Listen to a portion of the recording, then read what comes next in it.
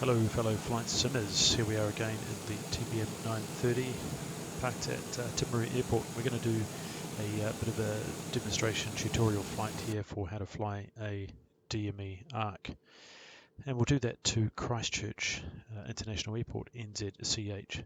So I've programmed the aircraft up here. We're going to do a briefing now, and then I will take you to the top of descent point where we'll discuss the approach as we do it. So here's the approach. This is from AIP NZ, so this is freely available. This is the New Zealand version of a jet chart basically, so the information's the same, but the layout is slightly different. There's a few cool features we'll talk about as we go through here. So this is the procedure we'll be flying. It'll be an ILS DME approach to runway 02 at Christchurch. The airport elevation is 123 feet.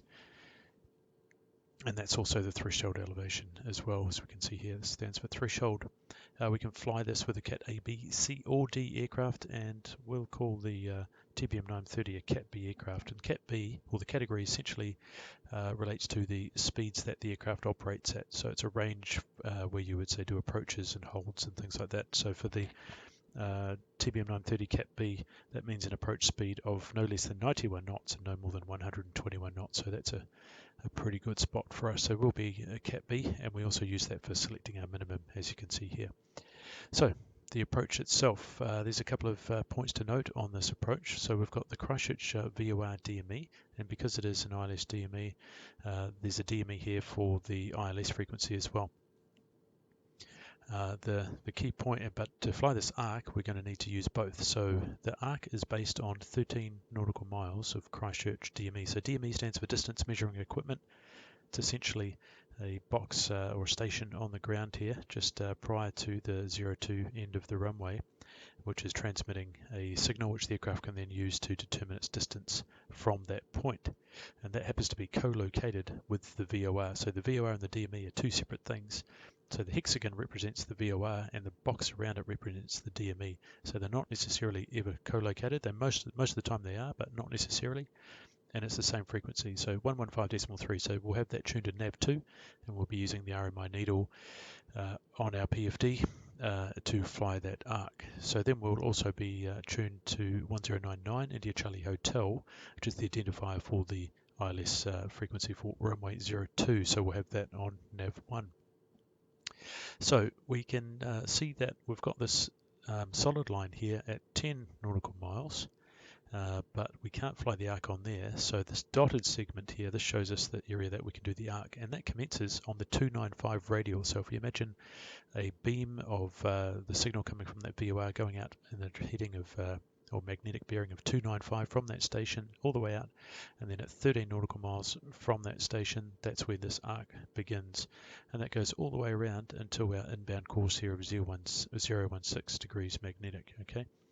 So the way we're going to fly this is basically fly directly to Christchurch, the VOR. Then we'll do a left turn track outbound, we call it, because we're going away from the station on the 295 radial, intercept the 13 DME ARC, and we will be doing that at not below 2,000 feet, and we'll just fly that all the way around past this point Char, which doesn't concern us too much, and eventually we'll turn inbound onto the approach at this point Adubu, and we can see there's another one here, Bad, and all the way down to our minimum point, and then we'll talk about the missed approach. So that's essentially how we do it. How we actually fly this, I'll talk about once we get in the aircraft. We can see this is the profile view here, and so this, we call this the platform altitude. So this is the altitude that we'll be at as we intercept the glide slope. So we're not below 2,000 feet on the ARC, and then as we turn inbound here at around 12 miles, we'll fly at 2,000 feet inbound 016 on the localiser all the way till 5.8 DME. Now notice that this is India Charlie Hotel DME, which is the ILS DME, no longer Charlie Hotel. So we're flying an ARC based on the VOR, but the approach itself is referencing the DME from the ILS. So this is an important point to note, and they're not in the same place, and we can see that here, that the VOR DME, as I mentioned, is just to the southwest of the airport, whereas the DME station for the ILS is actually, looks like it's pretty much just left of the 02 threshold, and that's probably where the glide slope is. We can see the localiser, that's always right at the end of the runway because it's transmitting its beam down the length of the runway for us to follow to keep us straight. And being a 3-degree glide path or glide slope, which we can see here, that means that we would intercept that at 2,000 feet at 5.8 nautical miles. And something interesting here, this point at Dubu, is you can see that says it's 11.5 Christchurch DME. Okay, so this one here, 1153, and here it says Adubu is at 12.2 India Charlie Hotel DME. So we can see that the difference in distance between these 2 points is 0.7 nautical miles. So that's just something to keep in mind for later as well. So once we intercept the glide path, we have what we call the final approach fix, and this is essentially a place we can check our glide slope accuracy. So that's at 5 nautical miles, and we should be at 1,730 feet. So that's something we can check, and it's also the point at which we need to have visibility above the minimum in order to continue the approach. This references if we had no glide slope, then we would not be allowed to go below 900 feet until passing 5 nautical miles, just referencing the localiser.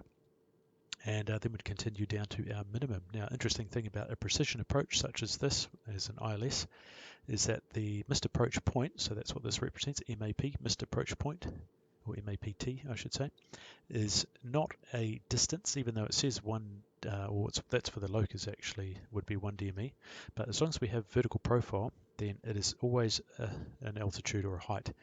It's never a distance or a time or anything like that. So as soon as we hit that altitude or height, if we're not visual, then we go around. Simple as that.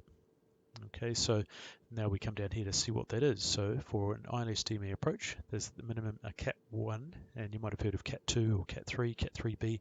These are all different lower levels of minimum. And a Cat 1 approach is typically the minimum is 200 feet AGL or above ground level, or height we would say as well.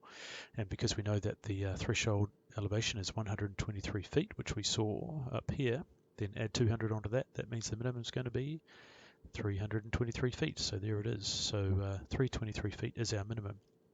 Now, if when we set this on the Barrow minimums on the PFD, it only goes in 10-foot increments. So if we rounded to the nearest whole number, that would be 320, but that would be 3 feet below the minimum. So technically, it'd be illegal to fly to 320 feet. So therefore, we always round up to the next highest. So we'll set 330 for the minimum. And we can see that even though there's 4 different categories of performance profile we could fly for this, they're all the same minima. So the minima only changes when we're doing circling approaches where there's as you can see, the faster you're going, so the higher the category, the higher the minimum altitude. But for us doing an ILS Cat 1 approach, it's just going to be standard minima down to 323. And this number here represents the minimum visibility. So this would be reported visibility, or RVR 550 meters. In the US, of course, they use miles and yards, I think. But the way RVR works is there's normally 3 stations at different parts of the runway, 2 or 3, and they basically it's a laser type thing that's just looking out for reflection back off any particulate matter, and it's giving a very precise representation of the visibility prevailing at that section of the runway.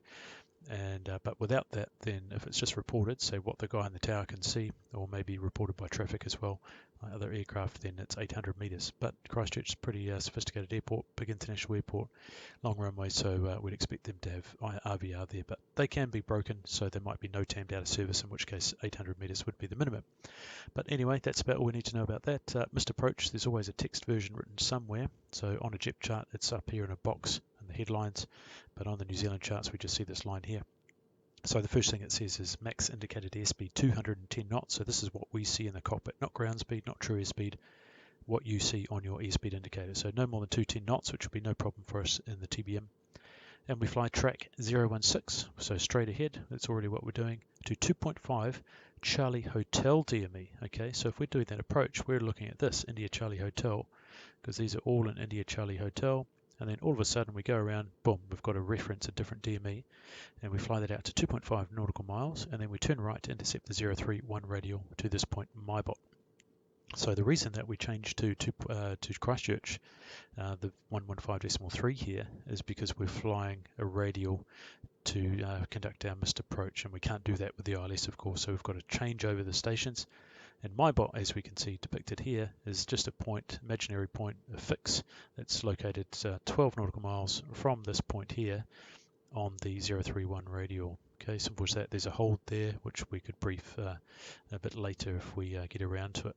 And that's about all there is to it. We can see there's a spot height here. The arrow means it's the highest one on the chart, 3,016 feet. And other than that, there's a few others sporadically placed around here. And then we also have the final thing to brief is the minimum sector altitude. So this is minimum safe altitude, minimum sector altitude, same sort of thing. And this is always, not always, but generally it's 25 nautical miles. And this always tells you what it's based on. It could be the aerodrome reporting point or some VOR or some nav aid. In this case, it's the Christchurch VOR. So as long as we're within, or the DME really, isn't it? So as long as we're within 25 nautical miles of Christchurch, Charlie Hotel, then we need to be above these altitudes unless we are on the approach or we are under radar vectors where the controller is ensuring that our altitudes are clear of any obstacles in terrain. So we can see there's quadrants here. So we've basically got a northwest quadrant between 270 and 360 is 7,100 feet. That's the highest one. So when we pass this station and turn left to track outbound on the 295 radial, we will be sort of in here somewhere, right? So that means our minimum altitude will be 7,100 feet on this point. And as we pass south of the 270 radial, it would become 5,300 feet. But as long as we're established on this arc, as you can see, all the way around here, we can go down to 2,000 feet. So basically, not below 7,100 until we're on the arc, and then we can go to 2,000 feet. That's really all we need to know. You might notice here that even though this is 360, so that should be north, why is it not pointing straight up? And why is 270090, why are they not pointing directly across? And the reason is the magnetic variation. So down here in Christchurch, you can see the magnetic variation. The difference between true north and magnetic north is 24 degrees. So true north would be here, but the magnetic, these stations are working in magnetic. So that means the 360 degrees is actually going to be something like, looking at this, it's going to be 24 degrees off the true north. So it's going to be 024 is going to be 360 magnetic, if that makes sense. So that's why it's offset slightly. And I think that's all I have to say about that. So we'll jump back in the airplane. I will see you approaching top of descent. We will have a little bit of a chat about setting this up in the box, as it were, and how we're going to fly it and a few factors. So we'll see you there. Alright, welcome back. We are in the aircraft now and the cruise at 13,000 feet. We've just passed this point LDAC, which is the final point of the instrument departure from Timaru. And we're making our way now to the Christchurch VOR Charlie Hotel. So I'll just run you through what we've got set up so far. We are about just under 40 nautical miles from Christchurch, and we're in overcast conditions. So we're landing on runway 02 at Christchurch. So we have 1099, that's India Charlie Hotel, set up on nav 1 here for the ILS, and on nav 2 we have 115.3, that's Charlie Hotel, the VOR at Christchurch, set up on nav 2. Now if we come in here, remembering that this is the Working Title G3000 mod, so this will be a bit different to what you have in your sim if it's default. We can come in here to PFD settings, and we've got bearing 1 and bearing 2. And these act as what we call RMI, radio magnetic indicator needles. So these will just point directly at the station. So nav2 set up here at Charlie Hotel. So this is the fat needle, I'll call it, and that's pointing directly at Christchurch VOR. And of course that's what our active waypoint is. So these two are sort of overlaid on top of each other. On bearing 1, we could actually put nav 1. And what that will do in real life, if you have an ILS frequency tuned, an ILS frequency does not transmit position, or should I say directional data. So you'll never get a overlay of an RMI needle when turning it on like this using an ILS frequency. So we turn it on, it'd say no data, and that's just what would how it would stay. Unfortunately, in the flight sim, it doesn't model that correctly, and it will point to the station like it's a VOR, which is incorrect.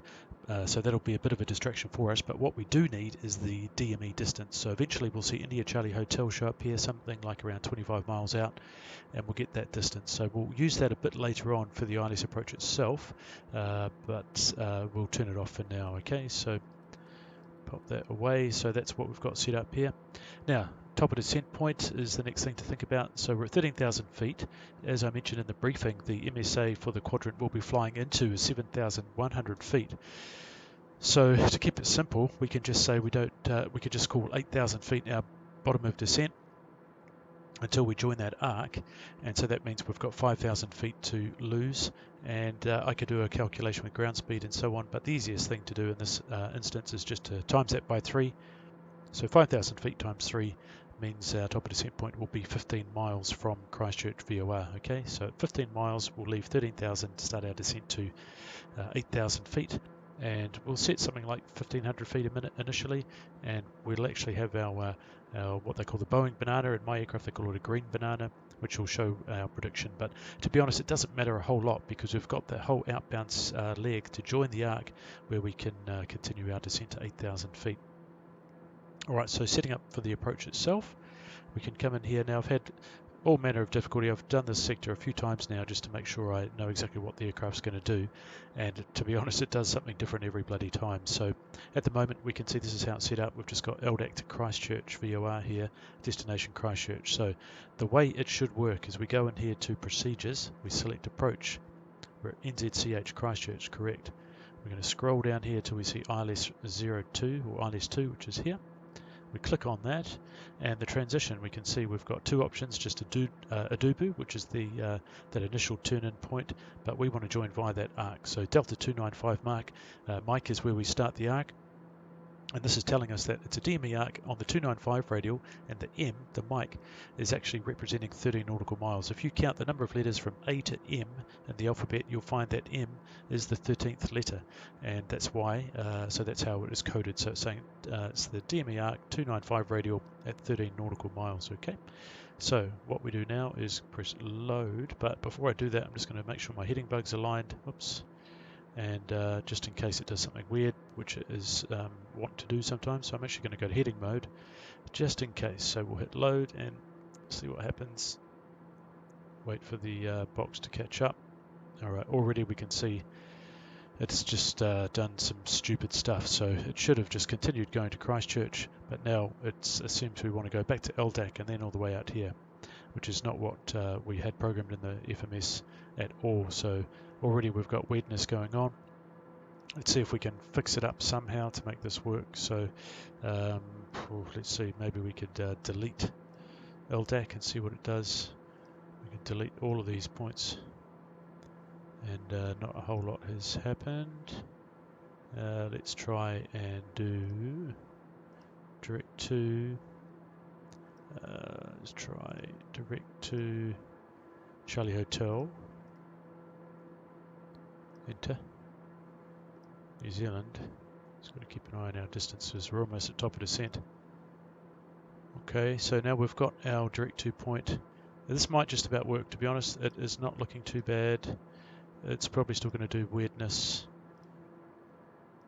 as we actually get to activating the approach, but next important thing is top of descent because we're honing in on Christchurch, so things happen pretty quick. So we'll go ahead and select this to 8,000 feet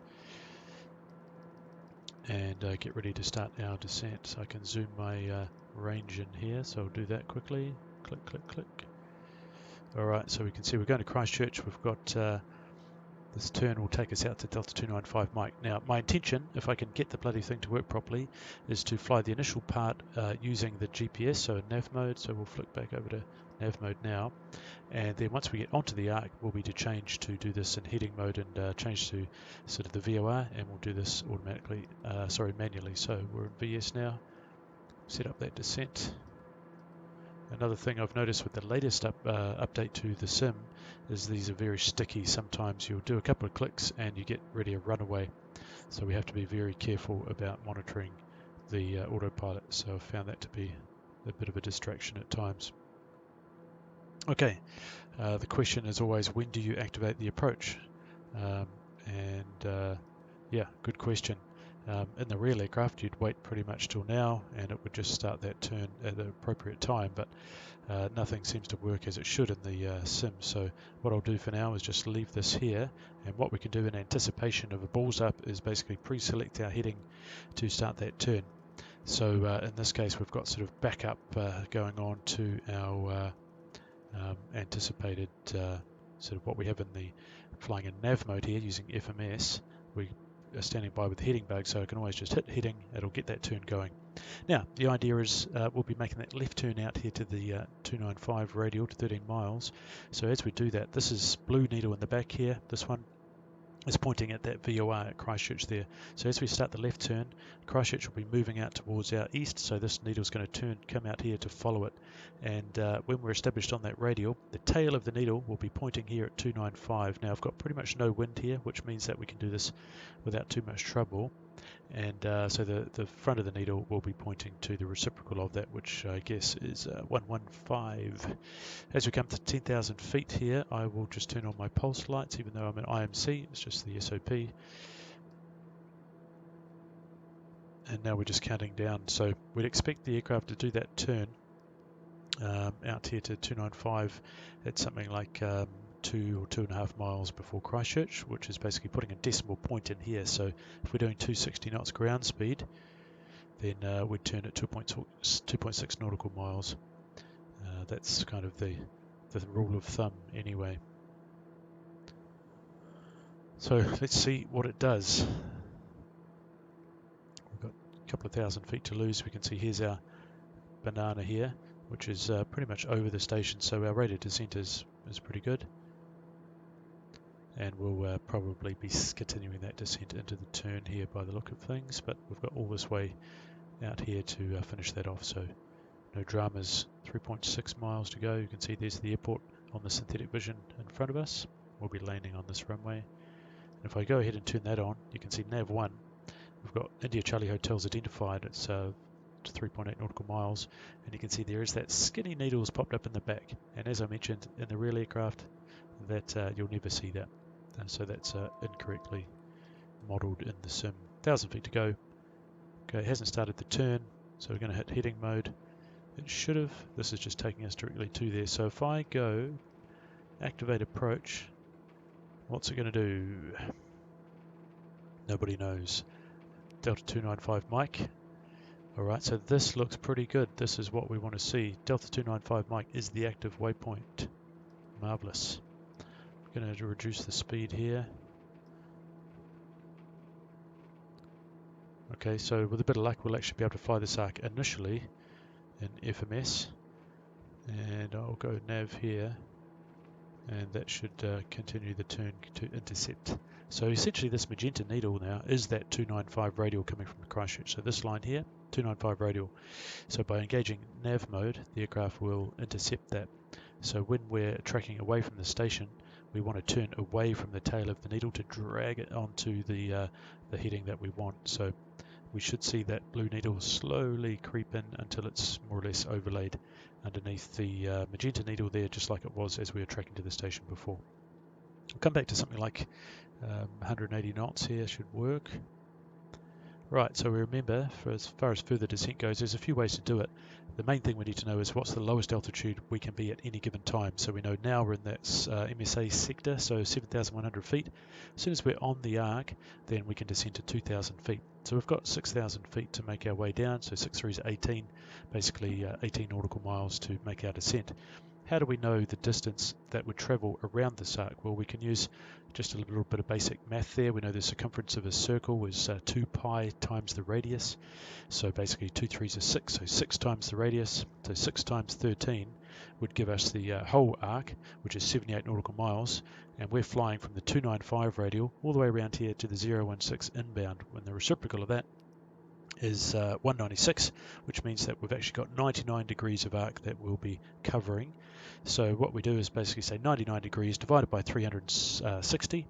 That gives us a result of 0.275. So we take that 78 miles for the whole thing, times it by 0.275, and that gives us a distance of 21.45 nautical miles for the 99 degrees of arc that we are travelling. So just a little bit of basic math, but as I said before, we need about 18 nautical miles. So essentially, if we started that descent to 2,000 feet as we approach the arc here, then with a nice gentle descent, we'd end up at 2,000 feet, just about at the point where we'd be turning in. So that would work well. So that's a good sort of reference point for us. Now, how do you know when you're on the arc? The tolerance is generally defined as 1 nautical mile either side of the arc. So you've got that tolerance to play with. and in many cases though you will find that it could be as low as 0.5 nautical miles, and for doing things like IFR flight tests and checks and so on, it is often a little more narrow. The tolerance is a bit lower. So in our case, we're just coming up here to 2.6 nautical miles. For joining an arc like this, we'd basically halve our ground speed. So 200 knots, like this, 211 knots ground speed. The point we'd turn would be at about 1 mile, or just over 1 mile. So this is going to do it automatically. What I'm going to do is set my heading bug up here to 90 degrees. There it goes. And we can see that blue needle was on 295, so the aeroplane's doing a good job of flying it. Is it going to go to the right spot? I'm not sure. I have no idea. It looks like it is. This should be a magenta segment, obviously. There we go. There's my sticky heading bug. Unfortunately, we're still in FMS mode. Alright, so we'll make our way down now to 2,000 feet. You can see things happen pretty quick now, so I am talking fast to keep up with the airplane. So I'll keep the power coming back.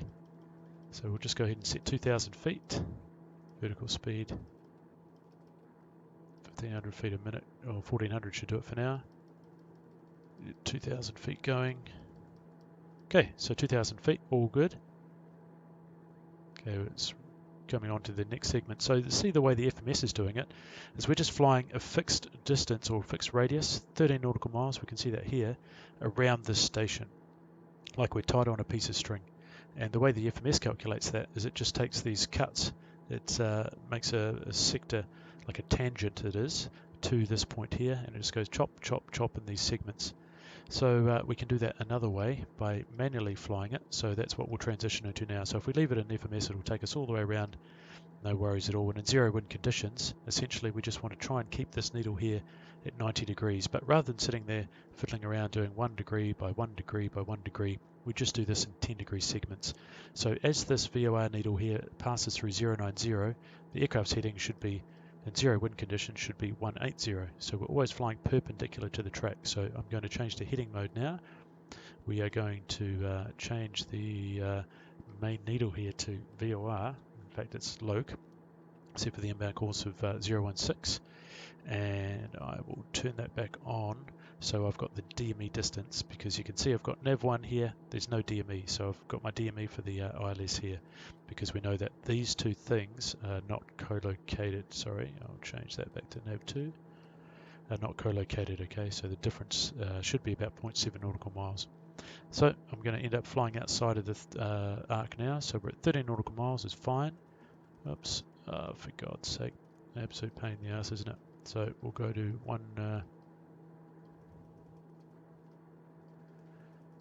it's really making life difficult. So 160.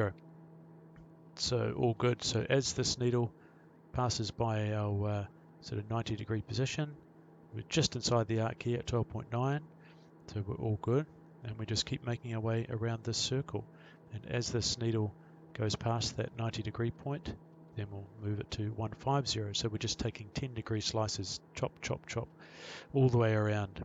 So we're all good. We've got our glide slope indication has appeared here, which is good news. But when we're so far away from the inbound course here, the glide slope particularly can often be give us a false signal. So we must be cautious not to arm the approach until we're just about to turn inbound and within 5 or 10 degrees of the inbound course. So here we are, we're 12.8, so we've come inside the arc just a little bit here. So there's no hurry to start that turn, because we want to drift back out. There we go, 12.9. So if I can do this without it racing away, no, I cannot. 150. Come on. There it goes. All right, and around we go. So how are we looking? Altitudes are pretty good. We've got just over 1,500 feet to go, so we'll be level at 2,000 feet nice and early. So in fact, I can reduce that to 1,000 feet a minute. And the point at which we are flying at 90 degrees perpendicular to our inbound course, that's essentially when we're on a base turn. So that means that we'll be starting to think about how we turn inbound for the approach itself. And so to do that, we use what's called the lead radial. So this needle's just passed to the south of us, or northern really. So we can do another 10 degrees. So we'll go to 140 here. taking care of my heading bug. Okay, 1,000 feet to go.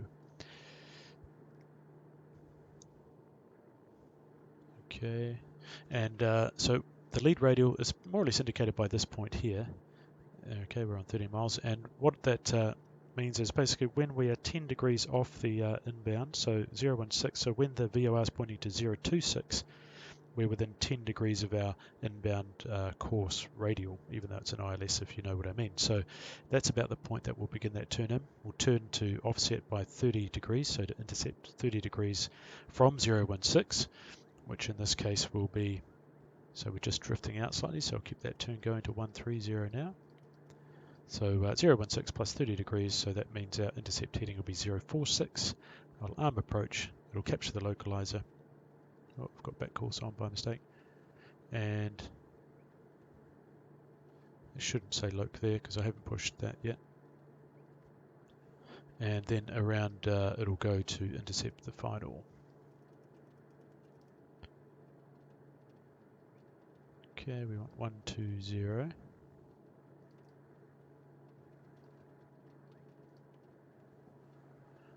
Okay, there it goes. So we're just outside the arc. Life is good. We'll level at 2,000 feet. I'll maintain 160 knots.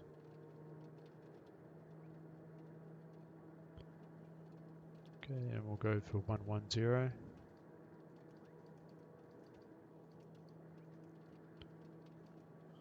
Okay, 13.1 miles, so 110. So we're getting pretty close to the base turn now.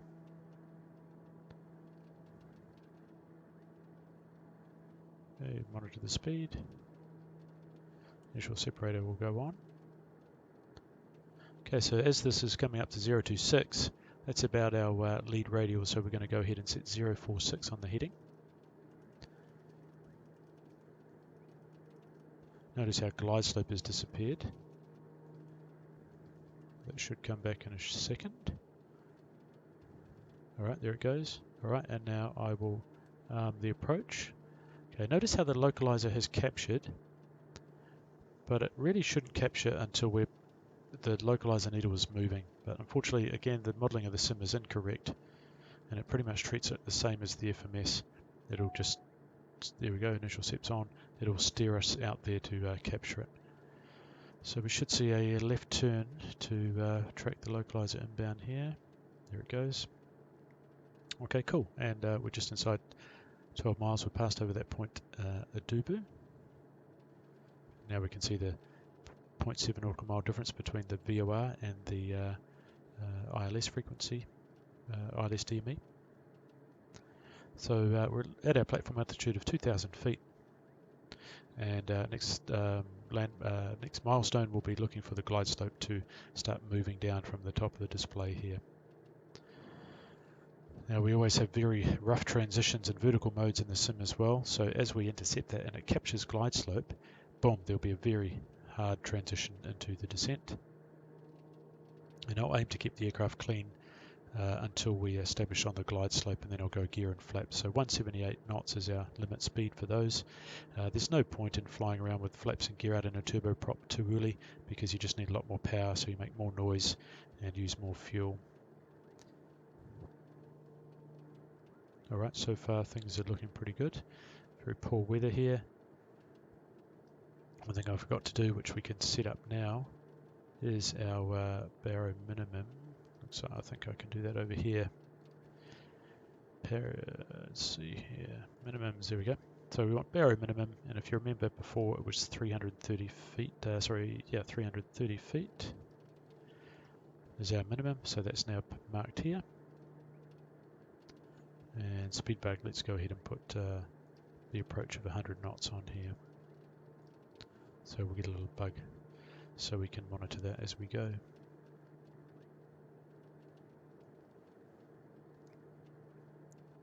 Okay, remember that the point at which we intercept the glide, okay, the glide slope is alive, so it's making its way down, is 5.8 nautical miles.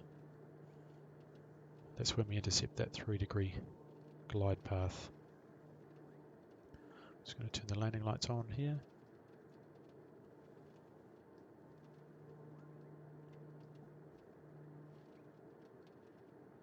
Okay, so we're just coming up on 5.8 nautical miles, so we're about to intercept. Alright, gear travels. Flaps go to the takeoff position. Glide slope captured. We'll come back to 120 knots. I can set 4,000 feet for the missed approach. Okay, gear 3 greens is indicating. Alright, we're in good shape. So now the next milestone is just our minimum point. We'll set flaps full to landing at about 1,000 feet. You can see we're above the glide slope here, but we're reducing in speed, so that's very good. 4.5 miles to go. You can see our approach speed bug at 100 knots there. We'll fly at 120 initially. It's still above the glide, but you can see the flight director is actually showing to raise the nose. Even though we're above the glide, it should be showing us to lower the nose. Just another thing that doesn't seem to be working properly.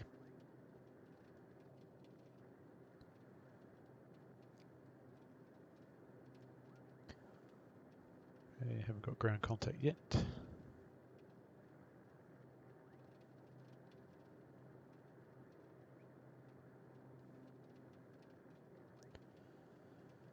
Okay, 1,000 feet, so we'll go flaps to full here.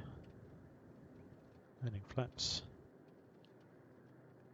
And now we're looking for 100 knots. Okay, ground contact. So we're now looking for the approach lights or PAPI, anything that shows us the ground. Looks like we've lost it again. We're very high on the glide slope. So I am going to disengage the autopilot and drive down to capture that. Okay, we see the runway lights now, so we're visual. I'll get the yaw damper off as well. Okay, so we can see the glide slope is coming back into the middle, and there's one red, so I'm looking up here at the PAPI. Add some power. Okay, we're on the glide slope, but what I've noticed is the glide slope and the PAPI do not seem to be coincident, so if we're on the glide slope, the PAPI shows us that we're high. Very poor conditions here, but we are visual, so we can continue the landing. Okay, we're below the glide, so at what point do you transition to the PAPI is the question. And once we're below the minimum, basically, so we're approaching the minimum now, 340 feet. Minimums. Okay, and so you can see we've got full glide slope deflection up, but 4 whites on the PAPI, so a bit of an issue there, but I'm just flying visually now, and we continue. Just aiming for the touchdown zone, so it feels high, so there does seem to be a problem with the glide slope here. Okay, power to idle.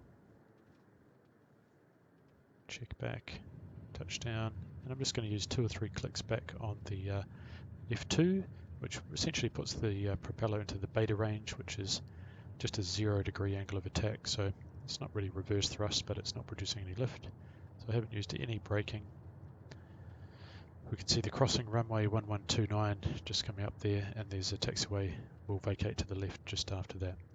So I just increase the throttle a little bit to come out of beta, and we'll make our way up to the taxiway here. Alright, so that's how we botch our way through flying an arc approach. It's not easy to do in the sim because things just do not perform consistently or how they should in the real aircraft or any real aircraft. So you do have to do a few workarounds. You definitely need to keep your wits about you and be ready to take over with the heading mode. And as you can see, even in a relatively slow aircraft compared to a jet like the TBM, things happen pretty quickly.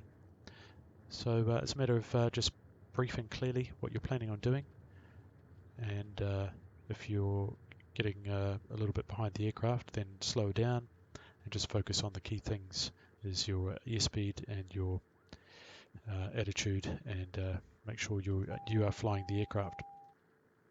So yeah, hopefully you got a little bit out of that one. Any questions or comments, go ahead and pop them in the comments below. Otherwise, we'll see you for the next video. Thank you.